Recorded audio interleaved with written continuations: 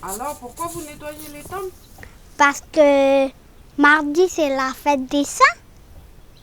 Et qu'est-ce qui va se passer? Pourquoi vous nettoyez? Comme ça, c'est propre. Nous sommes à la tribu de Kopelia Naketi à Kanala, au cimetière familial.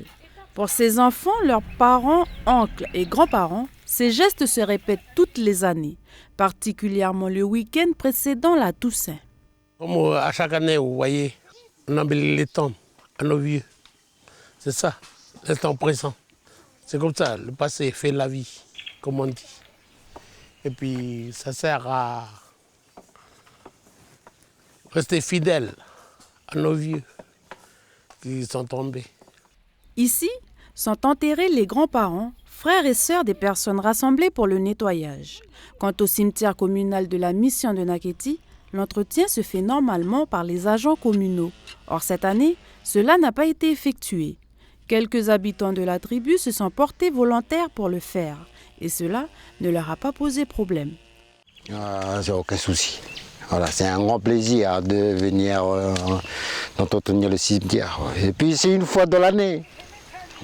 Une fois dans l'année qu'on pense à eux, tant qu'à faire, tant sacrifier ce long week-end pour eux. Le jour des défunts, c'est ce mercredi 2 novembre. Ce lieu sera alors garni de belles fleurs. Pour le deuxième jour consécutif, les navettes enchaînent les allers-retours entre Boulari et Vallon d'Or. À Boulari, ils sont plusieurs dizaines à patienter avant de pouvoir embarquer. En moyenne, une navette toutes les 20 minutes. J'étais réquisitionné par la sécurité civile hier. Voilà. Donc depuis ce matin, 6 h, je suis en rotation. On a été bloqué au niveau de Saint-Michel et donc on nous a dit de faire demi-tour, on ne savait pas trop où aller et on a eu des amis qui nous ont dit comme quoi il y avait des navettes, donc on s'est dirigé par ici en espérant qu'il y en avait. En plus des personnes, les navettes embarquent également des denrées alimentaires. En effet, de l'autre côté du barrage, certains petits commerces commencent à manquer de matières premières. Ici, le bateau de la province va transporter de la farine pour approvisionner une boulangerie à Vallon d'Or. Difficile de dire combien de temps cette situation va durer, alors chacun s'organise en attendant un retour à la normale. Cet après-midi, les conditions météo n'ont pas facilité la navigation pour les navettes. Ce matin, en matinée, il y avait beaucoup moins de vent, quoi. Et puis là, le vent s'est levé cet après-midi, la marée elle est basse.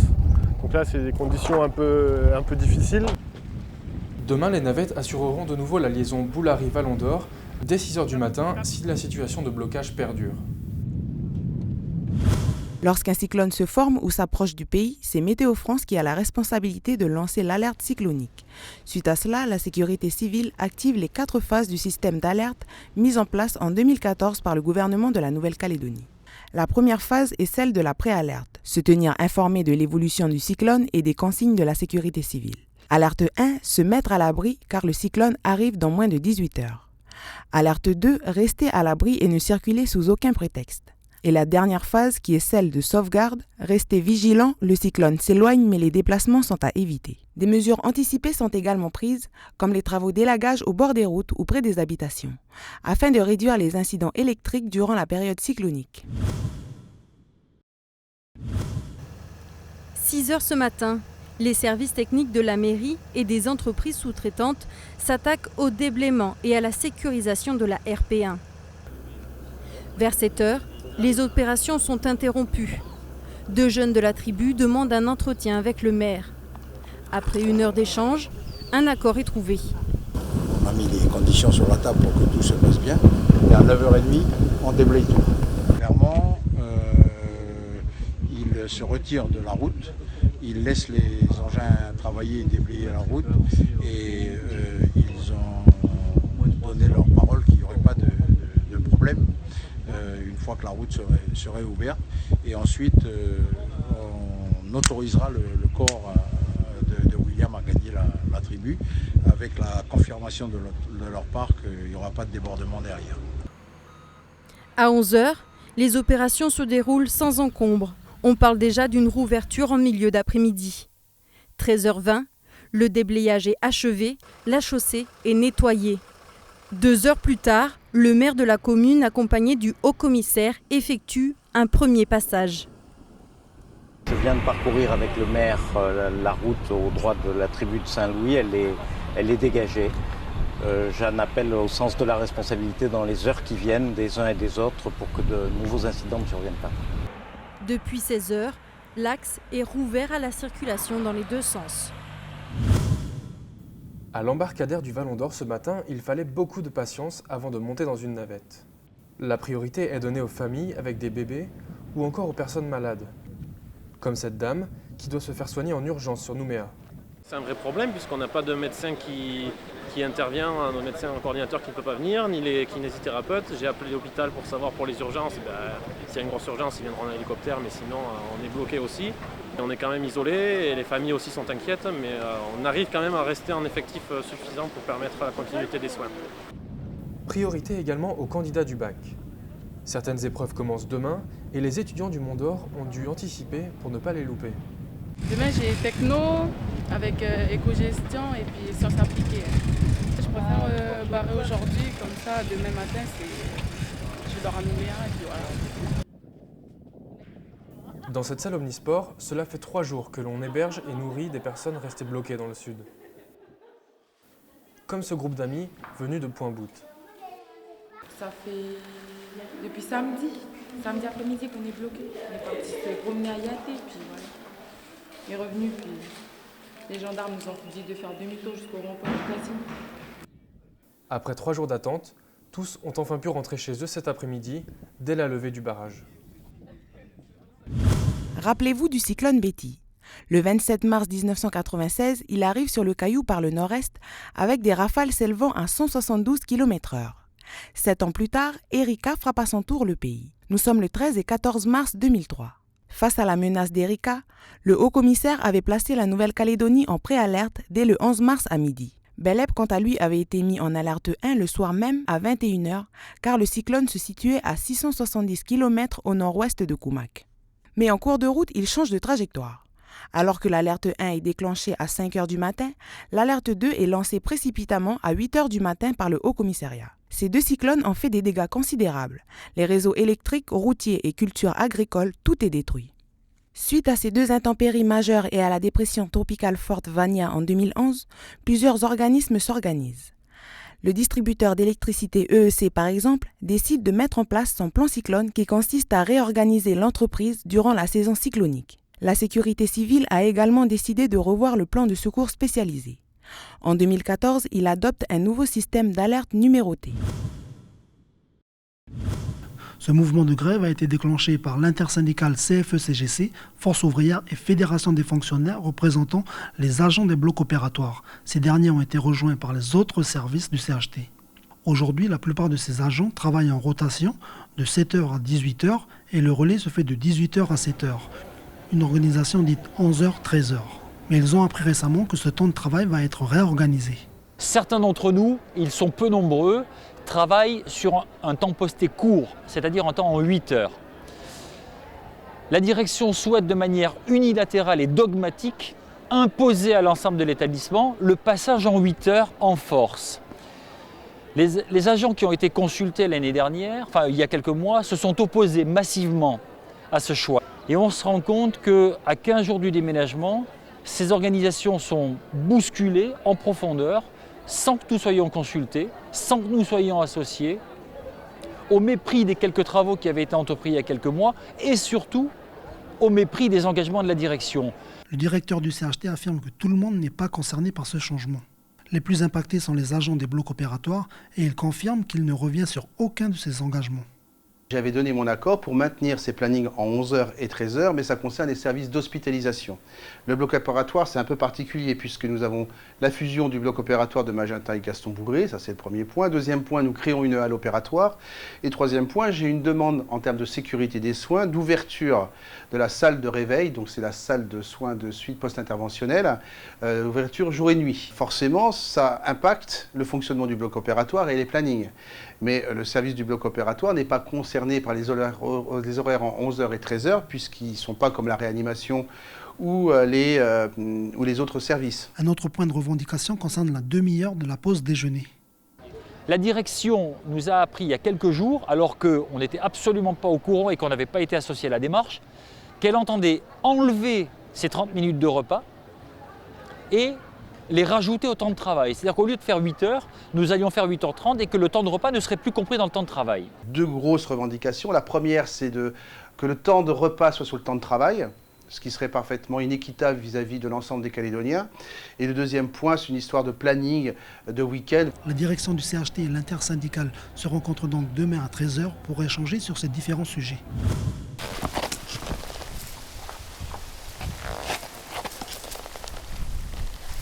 Grimper sur un cocotier, un exercice pas si simple pour ces professionnels de l'élagage.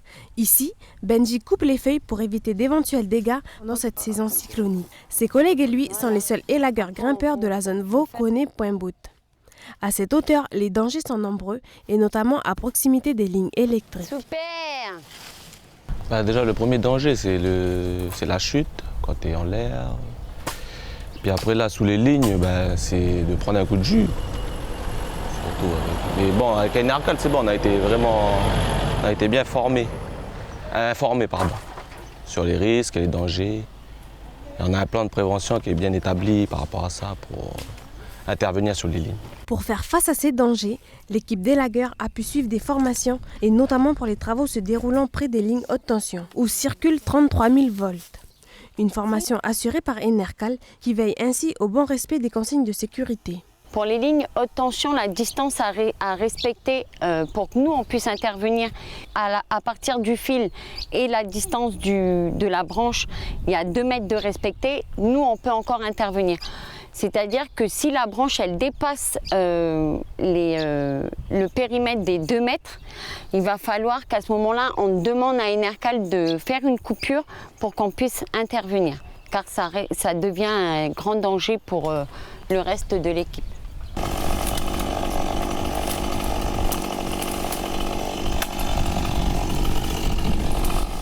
Depuis le début de l'année, l'entreprise déblaye toutes les lignes de la zone VKP. Mais en cette période cyclonique, leurs interventions chez des particuliers sont également plus fréquentes. Un petit pas pour l'homme, un grand pas pour le Dawa écolo. Cela fait maintenant 12 jours que Thibaut parcourt la côte ouest à bord de ce bateau qui fonctionne à l'énergie solaire. Je suis satisfait déjà. Alors on va voir comment ça se déroule par la suite. Sachant qu'on est contre le vent et les courants, normalement sur la côte est ça devrait aller mieux. Et a priori, 77 jours, on en est au 12e. On doit être plutôt pas mal. Parti depuis Point Gamme à Poum, il a parcouru 157 km en mer pour arriver aujourd'hui sur la plage de Fouet à Koné. J'ai été accueilli hier soir à Oudjan à la tribu, c'était de belles rencontres, une super soirée. Et donc aujourd'hui, avec un super beau soleil ce matin, je suis arrivé ici à Fouet. Il y a des petits soucis sur la route, il y a un moteur qui nous a lâché. Au départ, on est parti, il n'y avait pas assez de puissance au niveau panneau solaire, donc on a dû améliorer, on a fait une structure en toit. Des difficultés qui sont vite surmontées. Thibaut a pu faire découvrir le Dawa écolo aux habitants de l'île. Pour lui, le pari est réussi. Il y a une personne qui m'a accompagné pendant 2 jours. En tout, là, il y a déjà 6 personnes qui sont différentes qui sont venues passer une journée, 2 jours ou 3 avec moi. Donc il y a des journées comme aujourd'hui où je me retrouve tout seul. Mais après, j'espère retrouver d'autres personnes sur le chemin pour continuer, pour faire partager aussi l'expérience. Des expériences riches qui sont parfois effrayantes. Et moi, j'ai passé Halloween sur une pointe de sable juste à côté de Vaud, avant Gatop. Et en fait, toute la nuit, il y avait les petits crabes, là, les petits trouloulous. Mais en fait, c'était une invasion. Genre, je fermais les yeux, tu avais des crabes, des dizaines et des dizaines de crabes qui venaient partout. Ils venaient me manger dans le duvet, me grignoter un peu partout. Alors je me suis dit, ça y est, c'est Halloween, avec leurs petits yeux comme ça qui te regardent. Demain matin, Thibaut reprendra la mer direction la plage de Franco avant de s'arrêter sur Pindaille et à Népouy. Pas de temps à perdre puisqu'il lui reste encore 65 jours pour arriver à faire le tour de la Nouvelle-Calédonie. Un parcours qui est retracé toutes les 20 minutes sur la page Facebook du Dawa Écolo. J'étais également venue surtout pour vous remettre le label d'établissement E3D, c'est-à-dire en développement de démarches durables. Ce label, mis en place en 2013, est une récompense pour le travail effectué par les élèves et professeurs autour du développement durable, mais pas seulement. Pour être récompensé, l'établissement a dû s'engager dans l'enseignement, la vie scolaire, la gestion et maintenance de l'établissement, ainsi que l'ouverture sur l'extérieur. C'est aussi une certaine attitude, donc du respect vis-à-vis de son collège. Ce collège est très très propre. Et je dirais que c'est une prise en charge par les élèves eux-mêmes. Ils sont acteurs du développement durable. Ils ont mis en place des règlements pour leurs camarades, ce qu'on ne doit pas faire, ce qu'on peut faire. Les fêtes de Noël approchant, ils ont voulu également créer, toujours avec les boules de papier, des petites boules de Noël, donc il faut encore qu'on les décore. J'éponge. Je tapote dessus. Vous êtes sûr? Les élèves récoltent les brouillons de papier pour les recycler, mais également le plastique. Depuis le début de l'année, c'est ce qu'on a récolté. Les piles, elles ont été déjà envoyées, donc là, on n'en a pas, je crois. Et là, c'est les bouteilles pour le recyclage que tous les élèves ont emmené, avec le même principe de points verts. Chaque classe cumule un certain nombre de points verts et tous les semestres, il y a 2 classes qui sont récompensées. Donc c'est vrai que les élèves sont très motivés en même temps pour le recyclage. Le collège de Poya pourra garder ce titre pendant 2 ans, au bout desquels l'établissement passera au label de niveau 2 si la démarche de développement durable avec les élèves est toujours active. Parmi les 140 entrepreneurs ayant répondu à l'invitation du Forum Pacific Business, il y a Sandro Carnielli, directeur d'une entreprise calédonienne exportant essentiellement du squash à destination du Japon et de la Nouvelle-Zélande.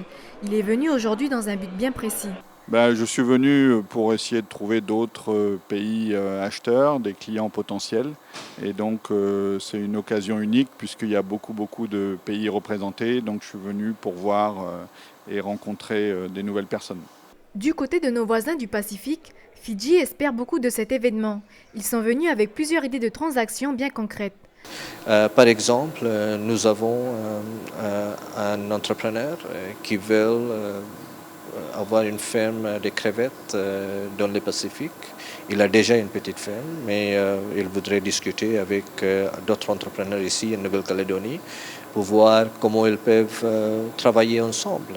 Ce forum est aussi l'occasion de nouer des liens de solidarité économique entre les différents pays du Pacifique. Sentiment que l'on retrouve chez les Kiwis avec cet entrepreneur réputé venu d'Auckland, spécialisé dans le graphisme marketing.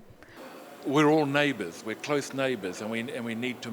There's a lot of opportunity that we can work together. So I think we can offer services, but I'm also wanting to provoke ideas for the Pacific to export to us as well. Au total, 10 pays ont répondu présents à l'invitation, en grande partie les pays du fer de lance. Pour la CGPME, ces rencontres constituent des enjeux pour le pays. Alors les enjeux sont importants, ce sont déjà des rencontres dans la zone régionale et dans la zone pacifique avec nos homologues entrepreneurs de la zone. Et c'est aussi les enjeux vont nous permettre en fait de trouver les autres leviers de croissance économique que la Nouvelle-Calédonie a besoin, que le pays a besoin pour relancer en fait son économie. Une réussite pour la CGPME qui espère qu'un autre pays du Pacifique reprendra ce forum.